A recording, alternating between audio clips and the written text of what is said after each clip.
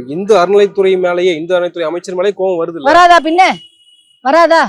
ஏன் எல்லா அனைத்து ஜாதியினரும் அர்ச்சகராகலான்றீங்க, தமிழ்ல அர்ச்சனை பண்ண சொல்றீங்க, பெண் ஓதுவார்களை வைக்கிறீங்க, பெண் அர்ச்சகர்களையும் கொண்டு வரீங்க, கோவிலுக்குள்ள எல்லா இடத்துலயும் நீங்க வந்து எல்லா ஜாதிக்காரங்களையும் உள்ள கொண்டு வரலான்னு கோயில் சொத்துக்களை அபகரிக்கிறாங்க, ரெசார்ட் கட்டுறாங்க. யாரு?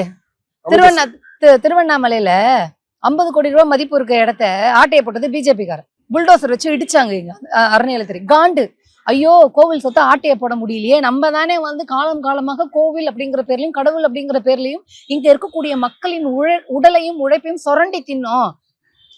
ஏங்க, இந்து சமய அறநிலைத்துறை அந்த அந்த சட்டம் இருக்கு இல்லையா, அதை உருவாக்கினது யாரு? பிரிட்டிஷ்காரன். அந்த காண்டு இருக்குமா இருக்காதா?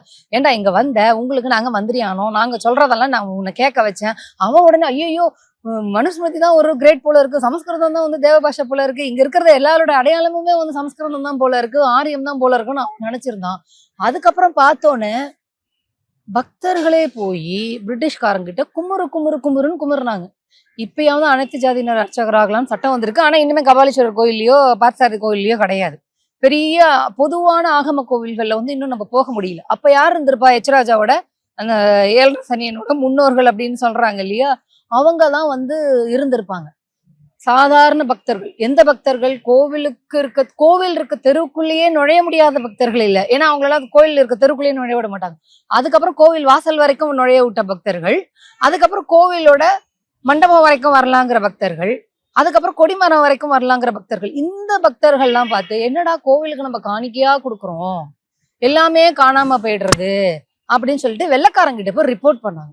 நாங்க இந்த மாதிரி கோவிலுக்கு கொடுக்குற காணிக்கையெல்லாம் காணாம போயிடுறது, திடீர்னு மாயமா போயிடுறது அப்படின்னு சொன்னோன்னா அவங்க ஒரு சட்டத்தை உருவாக்கி, ஒரு துறையை உருவாக்கி, உங்களோட பூஜை புனஸ்காரம் அதுலலாம் நாங்க உள்ள வரல, நிர்வாகம் செய்வதற்காக திருட்டு போகுதுன்னு சிதம்பரம் நடராஜர் கோவில்ல 100 ஆண்டுகளுக்கு முன்னாடியே திருட்டு போன வழக்குலாம் இருக்குது. தங்க குடம் காணாம போயிருது. நான் இதை பத்தி வீடியோவே போட்டிருக்கேன், 2 பாட்டு போட்டிருக்கேன். தங்க குடம் காணாம போயிடுது. எப்படியா காணாம போயிடுது அப்படின்னு கேட்கும்போது எச்ராஜாவோட முன்னோர்கள்லாம் என்ன சொன்னா அப்படின்னா, நாங்க ஊர்வலம் எடுத்துட்டு போனோமா அந்த தங்க குடத்தை தூக்கிண்டு, அப்போ ஏதோ ஒண்ணு டமால் கீழே விழுந்துட்டோம், ரோடு ஏதோ சரியில்லை, டக்குன்னு விழுந்துட்டோம், எந்திரிச்சு பார்த்தா குடத்தை காணோம், உடஞ்சு போயிடுது. கம்ப்ளீட் பண்ணிடுறாங்க. அப்படியே குடம், தங்க குடம் அப்படியே உடஞ்சு செதறி போயிடுது. அதை ஒட்டுறதுக்கு கொடுத்துருக்கோம் அப்படின்னா, ஒட்டுறதுக்கு எங்கடா கொடுத்த, பத்த வச்சா எங்கடா கொடுத்தன்னு சொல்லிட்டு அந்த ஆச்சாரிகிட்ட போய் கேட்கும்போது அவர் அப்படி ஒண்ணு வரவே இல்லைங்கன்னு சொன்னார். இதுதான் வரலாறு. புரியுறதா? ஏன் வந்து பிரிட்டிஷ்காரனை பார்த்தாலே கப்ப கப்பன்னு எரியுது?